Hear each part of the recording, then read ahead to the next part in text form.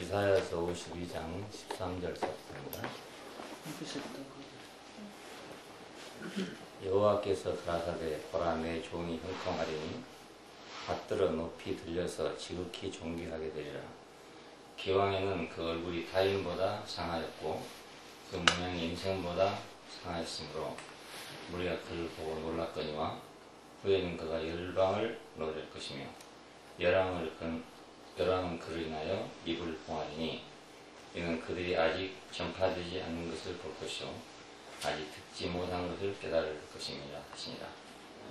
우리의 전한 것을 누가 믿었느냐? 여호와의 팔이 누구에게 나타났느냐?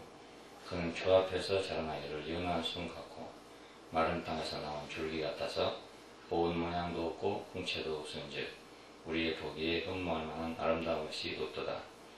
그는 무시를 받아서 사람들에게 싫어보인 바 되었으며 간고를 많이 겪었으며 질고를 아는 자라.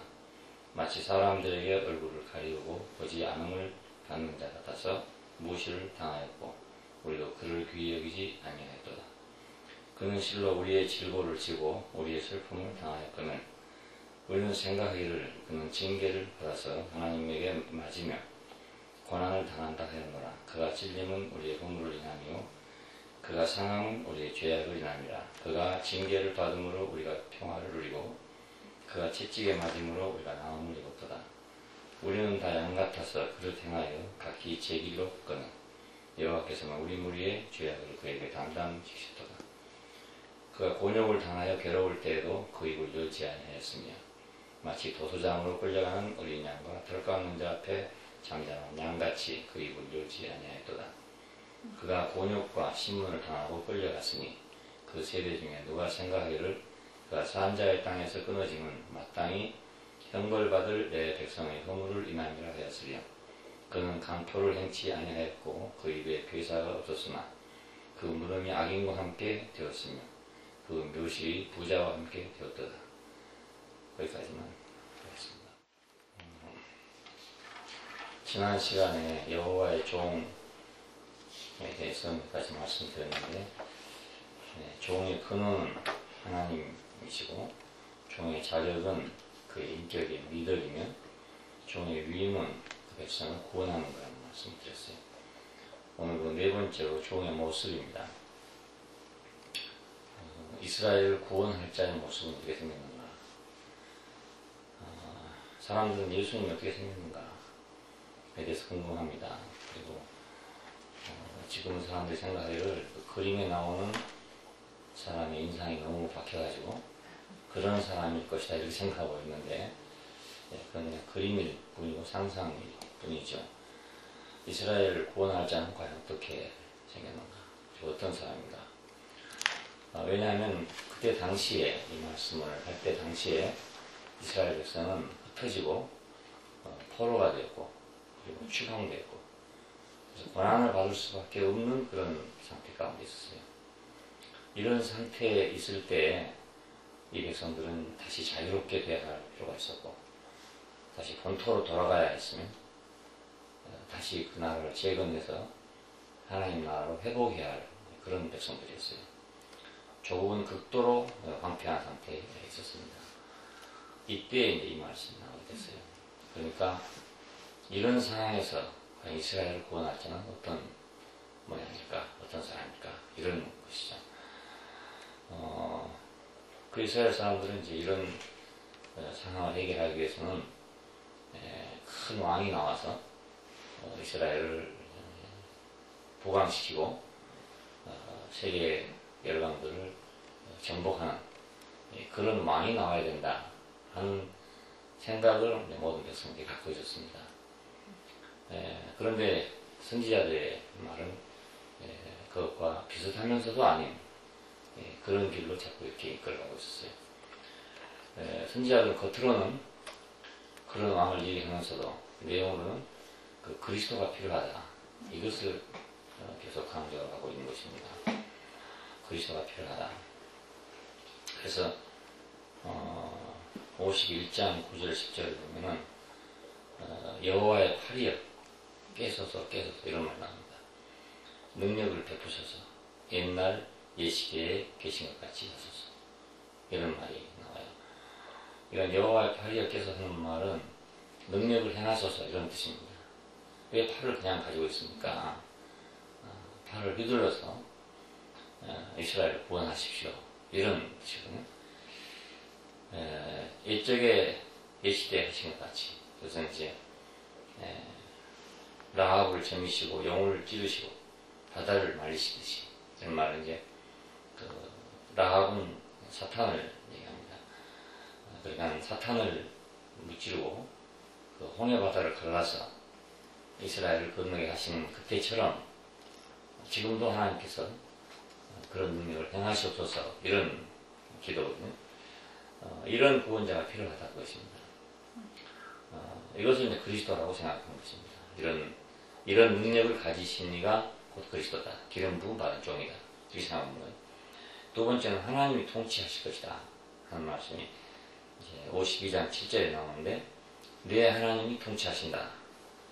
그래서 40장 9절에 보면은 좋은 소식을 전하는 사람들이요 힘써 소리를 높여라. 목청을 높여서 부르짖어라. 너희 하나님이 여기 계신다. 이렇게 외치라는 말이 나옵니다. 그냥 통치자, 하나님의 현재적인 통치가 필요하다. 그런 말입니다. 하나님이 여기 계신다. 여기 지금 나타나 계신다. 그렇게 말하라는 거예요. 그렇지 않고는 아무것도 이제 효과가 없는 거죠. 하나님이 여기 계시지 않고는 이스라엘의 문제가 해결되지 않으니까 기쁜 소식을 전하려면 하나님이 여기 있다. 이렇게 얘기하라 이 말입니다. 그 세 번째는 높여진 여호와의 종에 대해서 얘기하는데 형통하다. 오늘 읽은 말씀대로 내 종이 형통하리니 받들어 높이 들려서 지극히 존귀하게 되리라. 이런 분이 이제 기름 부음 받은 자로서 이스라엘을 구원할 자라는 뜻이에요. 그래서 열방이 노래할 것이고 열왕들이 입을 막을 것이다. 봉할 것이다. 할 말이 없을 것이다. 이런 뜻이. 이런 이제 왕을 기다리고 있는 것입니다. 이런 메시아를 기다리는 그런 상황입니다. 그런데 여기서 이상하게 53장에 나가면 그리스도의 모습을 영 다른 모습으로 묘사하고 있어요. 말을 타고 칼을 차고 바다를 걷는 그런 왕이 아니라 전혀 다른 모습입니다. 여호와의 종의 모습. 이사야서에서 이제 가장 중심되는 여호와의 종의 한 모습이 이사야 53장입니다. 연한 순 같고 마른 땅에서 나온 줄기 같다. 그렇게 묘사했어요. 연한 순이니까 그만 조금만 해도 그냥 죽을 것 같은 그런 순이고 마른 땅에서 나온 줄기니까 오직이 나오겠어요. 그러니까 장 마른 데서 간신히 나온 줄기다 이런 뜻입니다. 생명이 그냥 간신히 있는 그런 거다. 그래서 고운 모양도 없고 풍채도 없고 흠모할 만한 아름다운 것이 아무것도 그에게 없다. 이렇게 묘사했어요. 그러니까 이것이 정반대지요. 지금까지 그 구원자를 기다리는 사람들의 그 상상과 여기 나오는 여호와의 종의 모습은 정반대의 모습입니다. 그래서 무시를 받고 간고를 겪었고 질고를 하는 사람이다. 아무도 귀히 여기지 않았다 이겁니다. 아무도 그를 귀히 여기지 않았다. 이런 사람이 바로 이제 구원자다. 이런 말이니까 앞에 말하고는 굉장히 모순되는 말처럼 그렇게 보입니다. 왜 이렇게 이런 사람을 이제 구원자라고 제시하는가 하는 이유가 이제 있어요. 이 사람은 어떤 데 필요한 사람이냐? 그 구속을 위한 제물이 되는데 필요한 사람입니다. 그 양이랄지 송아지랄지 비둘기랄지 이런 것들은 바로 이런 모습이잖아. 연한 순 같고 마른 땅에서 나온 줄기 같은 그런 존재들이거든요. 이런 존재들은 제사를 드릴 때 필요한 존재들, 제물로 드릴 때. 그래서 이제 제물로 드려지는 그리스도를 묘사하고 있는 셈이죠. 구속을 위한 제물로. 우리 질고를 지고 우리 슬픔을 당하고 우리 허물을 인하여 찔림을 받고 우리 죄악을 인하여 상함을 받으며 우리 평화를 위하여 징계를 받고 우리 나음을 위하여 채찍에 맞고 우리 죄악을 담당한 사람이다. 이렇게 묘사하고 있어요. 그러니까 우리 때문에 그가 그런 고난을 받는 그런 종이라는 겁니다. 우리 때문에 우리 때문이란 말은 모든 인류 때문이란 말이 되는 거죠. 그 인류 때문에 이런 고난을 받고 있는 사람이다. 왜 그건 연왕 순이며 왜 마른 땅에 나온 줄기같이 그렇게 볼 모양도 없고 부채도 없고 그래서 무시를 당할 만큼 당할 수밖에 없는 그런 존재냐? 그것은 우리 때문에 그렇게 해야 됩니다. 우리 때문에 그렇다. 여호와께서 그로 상함을 받게 하시기를 원하셨다. 그렇게 되기를 원하셨다. 속건 제물이 필요해서 그랬다. 그러니까 인류를 구원하기 위해서 하나의 제물이 필요하다 이런 뜻입니다. 제물이 필요하다. 말을 타고 온 사람이 필요한 게 아니고 제물이 필요하다. 왜 제물이 필요하냐면 구속을 해야 되기 때문에 그래서 제물이 필요하다는 겁니다. 이 구속이라는 것은 팔려간 것을 되찾아오기 위해서 값을 지불하는 걸 의미합니다. 팔려갔던 사람을 되찾아오려면 값을 줘야 되잖아요. 대가를 지불한다는 뜻이에요. 그럼 왜 인간은 구속이 필요한가? 그것은 우리가 사탄에게 팔려갔기 때문에 팔려갔기 때문에 거기서 그냥 나올 수가 없고 대가를 지불해야 한다는 뜻이에요. 그 말을 다른 말로 하면 우리가 선악을 아는 지식을 가지고 하나님 같이 되려고 했던 사람들이란 말이에요. 자, 그랬으면 거기서 그냥 돌이켜 나올 것 같지만 그렇게 되는 것이 아니고 그 대가를 지불하고 나와야 된다는 뜻입니다. 내가 선악을 알므로써 하나님 같이 되려고 하는 그 사람 때문에 그만한 대가를 지불해야 거기서 나오지 그렇지 않고는 못 나온다는 뜻이에요. 이것이. 안 그렇겠어요? 내가 하나님 같이 될 줄로 알고 있는 사람을 나오라 한다고 나오겠냐 이겁니다. 하나님 같이 될 줄로 아는 사람에게는 그 사람을 구속할 수 있는 그만한 대가가 필요하다. 이게. 그래서 구속의 제물이 필요한 것입니다. 아담이 간 길, 우리 인류가 간 길, 그 길을 우리가 돌이키려면 제물이 필요한데 결정적으로는 그러니까 죽지 않고는 못 나온다 이런 뜻이 돼요. 죽지 않고는 내 생명을 지불하지 않고는 그것은 나올 수가 없다. 대가를 지불한다는 것은 내 생명을 지불하는 얘기입니다.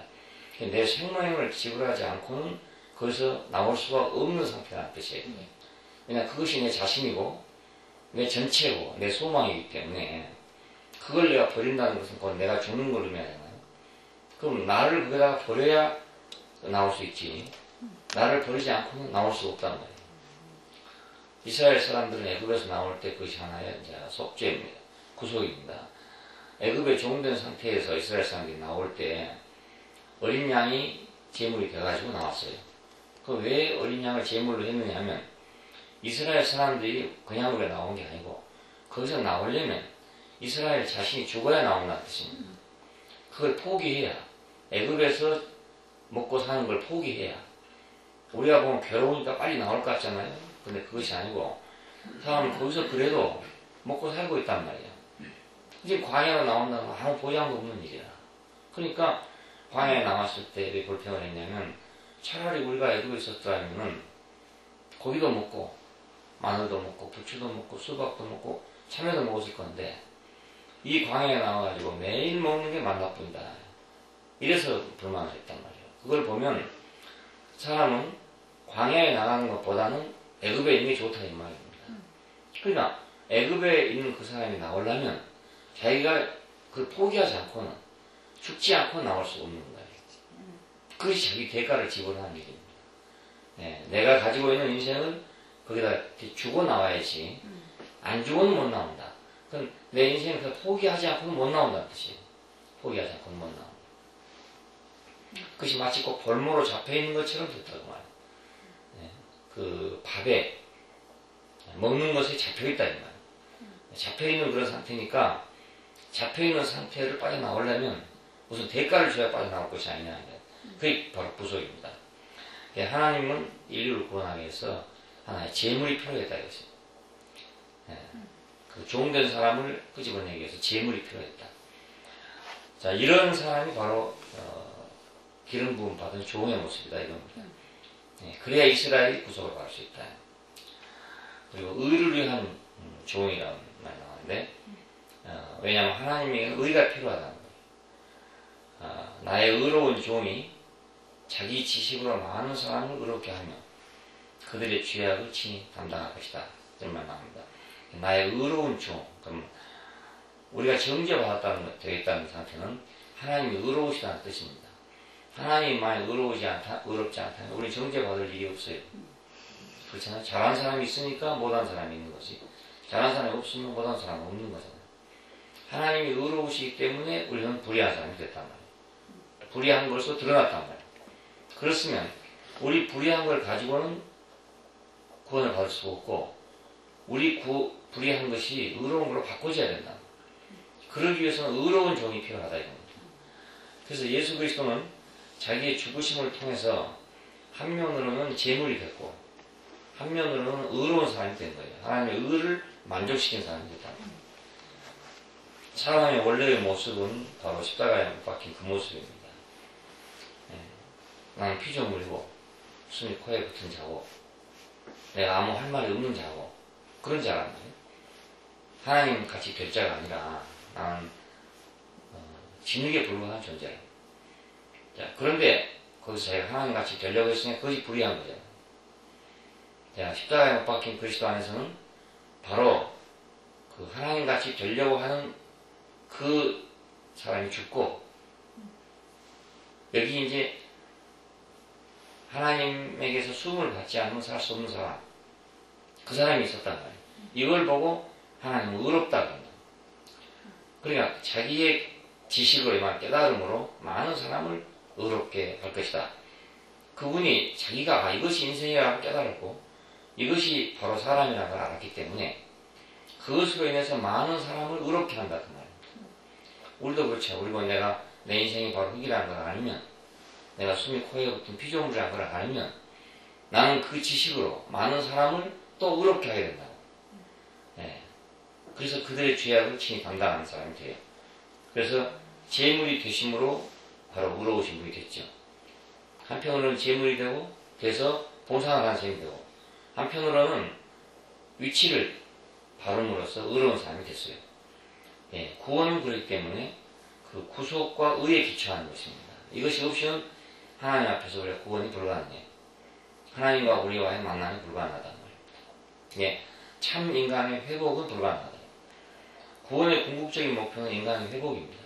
그러니까 지금 이스라엘 백성들이 마치 포로로 잡혀가서 종살이 하고 있는 것이 자기들의 본분이 아니잖아요. 본 상태가 아니란 말이에요.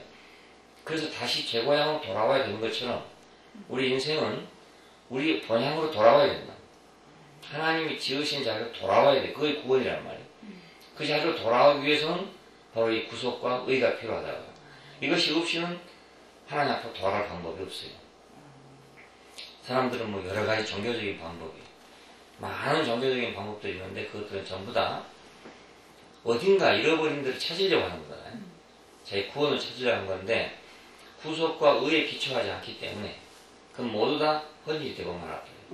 예, 구원은 타락한 자들이 돌아와서 시온을 건설하는 것이다.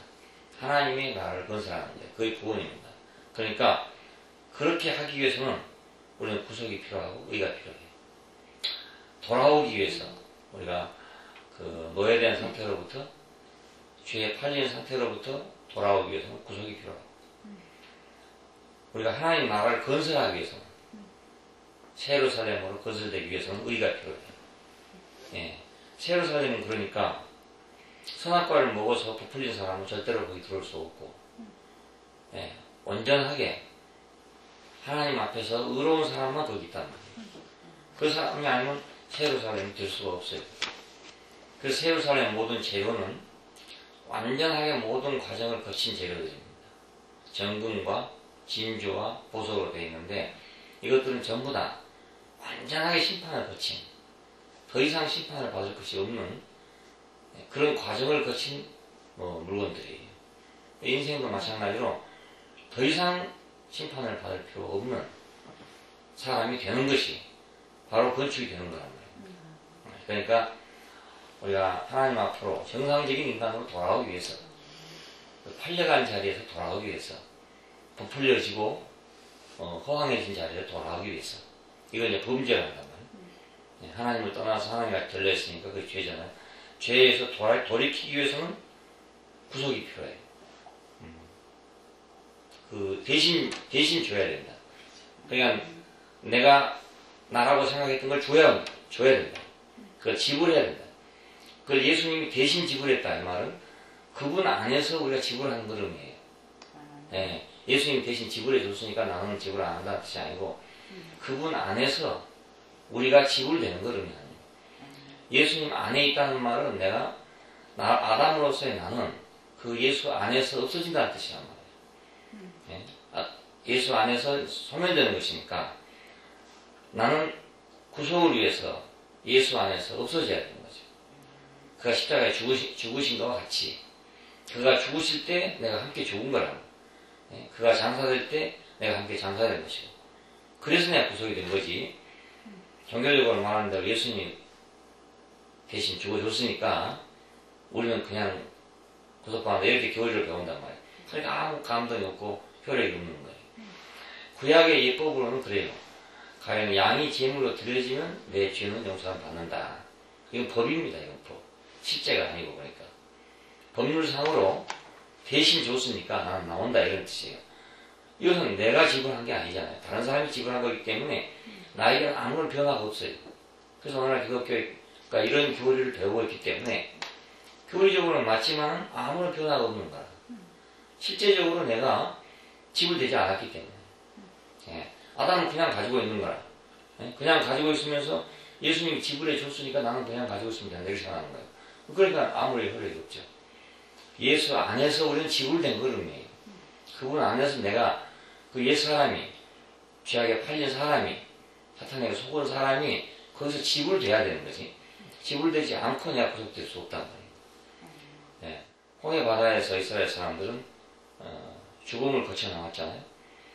6월절에서 그들은 죽음을 거쳐 나왔어요. 사실 알고 보면 모든 그 애굽의 장자들이 다 죽임을 당할 때 이스라엘 사람은 방 안에서 살았다는 거라. 어떻게 살았냐? 어린 양의 피 안에서 살았는 거라. 그 말은 그리스도 안에서 산 거란 말이에요. 이게 사실은 죽은 거지 그러니까.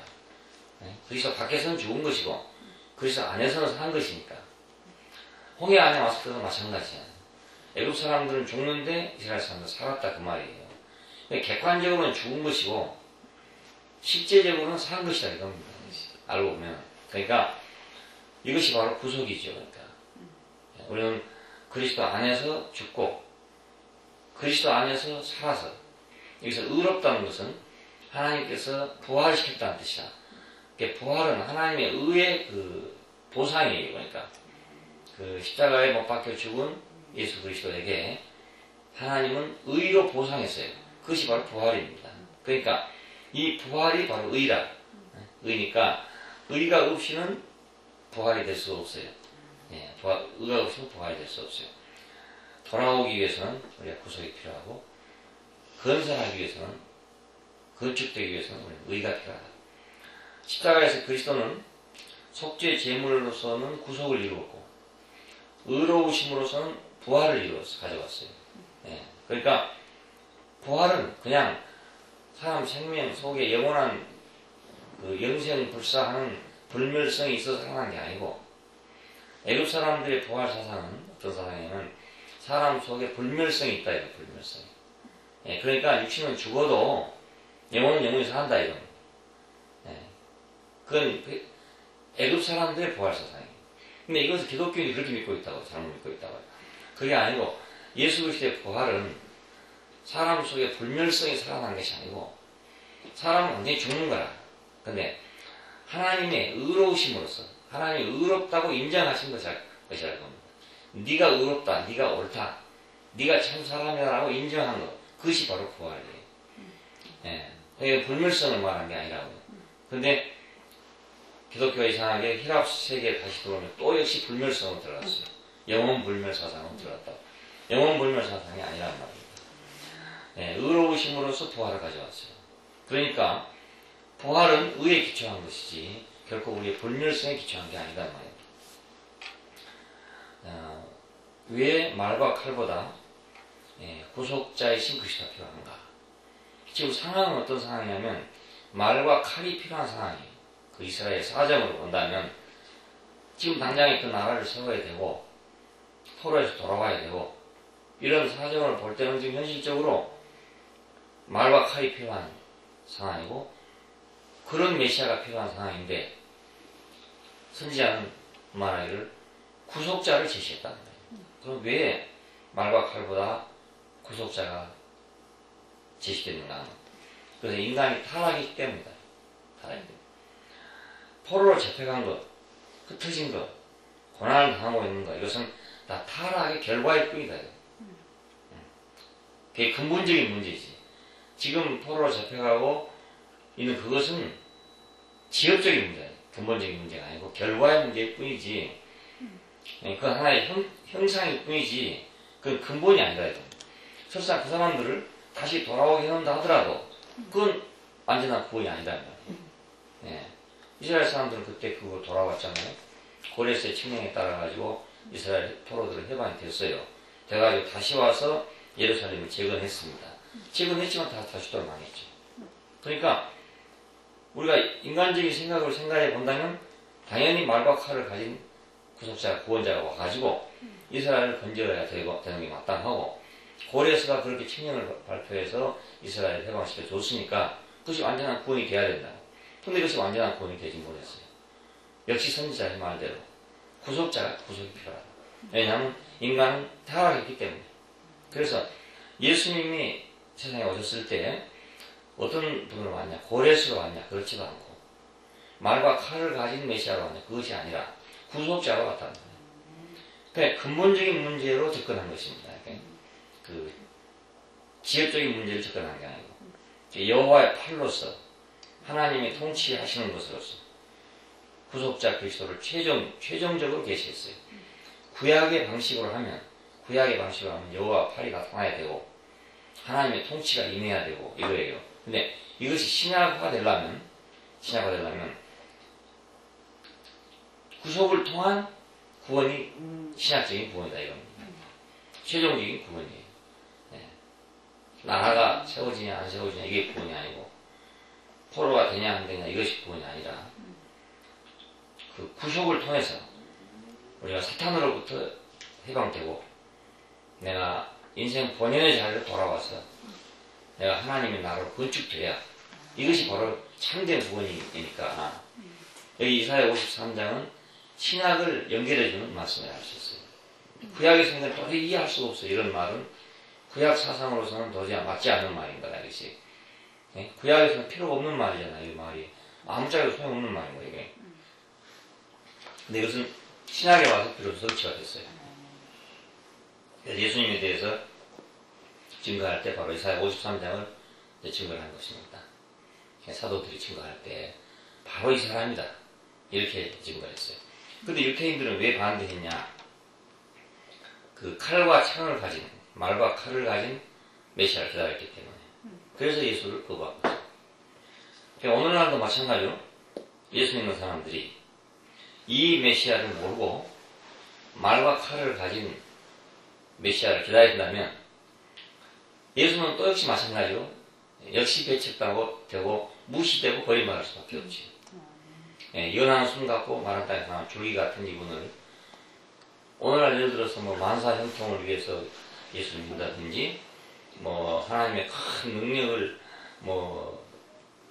선포하고 예수를 믿는다 이렇게 되면 얼른 보면 험하고 좋은 것 같지만 바로 이렇게 연한 숨 같고 마른 땅에 나온 줄기 같은 분을 만나게 된다면 그럼 다시 또 반대할 거 아니에요.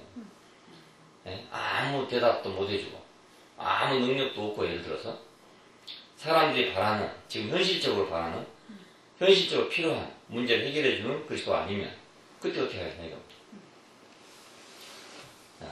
내 영혼이 잘된 같이 금사에 잘되고 강건해지기를 구한다 하는 말씀으로 대성공을 했어요. 그럼 대성공을 했는데 만약 그 사람들에게 연한 숨 같고 마른 땅에 난 줄기 같은 메시아가 온다면 그러면 무슨 효과가 있겠네요. 그 사람들은 아무 소용없게 될 거라는 거지. 우리가 믿던 하나님 어디 갔냐? 우리 예수는 어디 갔냐? 그렇게 될 거란 말이에요. 메시아가 없어지니까. 그러니까 분명하게 이사야 53장은 우리에게 신약에 오신 예수를 연결해 주는 말씀입니다. 신약적인 예수를. 그래서 우리 인생에게 근본적으로 필요한 것은 구속과 의가 필요하다. 근본적으로 필요한 것은. 네. 이것이 십자가 안에서 드러난 그 예수의 모습이고, 십자가 안에서 우리에게 보여준 인생의 모습이고, 그리고 우리가 찾아야 할 우리 인생의 본연의 위치고 그래요. 네. 이것이 없이는 이제 세상이 되어버린 거라. 이게 없이는 하나님의 구원이 완성되지 않고, 이것이 없이는 하나님의 나라가 될 수가 없고, 이것이 없이는 오늘 현실적인 교회가 될 수가 없고, 현실적 교회가 안 되고, 이것이 없이는 장차로 새로 삶이 이루어질 수가 없고, 그렇습니다. 그래서 여호와의 종의 모습은 오늘날에도 아주 심각한 문제, 대단히 중요한 문제. 사람들이 뭘 쫓고 있는지, 과연 이런 예수를 그들이 무시하지 않을 것인지, 멸시하지 않을 것인지, 이건 대단히 중요한 그런 문제가 됩니다. 그리스도의 모습, 이 모습에서 우리의 구원의 실질적인 내용을 볼 수 있는 것입니다. 구약에 나타났던 모든 말, 여호와의 팔이든지 하나님의 통치든지 권능이든지 그 모든 것이 바로 이분 안에 있다는, 이분 안에 와서 완성됐다는 것. 네, 완성됐다는 것. 기도하십시오. 네, 감사하신 아버지 하나님, 우리의 생각과 달리, 인간의 기대와 달리, 그리고 사람들이 생각하는 모든 사상과도 달리 하나님께서 우리를 구원하시는 목표와 그 내용이 우리에게 밝혀졌습니다. 당신은 우리를 어떻게 구원하기를 원하시냐, 어디로 구원하기를 원하시냐, 우리를 어떻게 회복하기를 원하시는지를 그리스도를 통해서 분명하게 보여주신 것을 감사합니다. 이제 이 방향이 우리가 보였기 때문에 우리가 가는 길을 알 수 있게 됐고, 하나님이 부르신 길을 우리가 알 수 있게 됐습니다.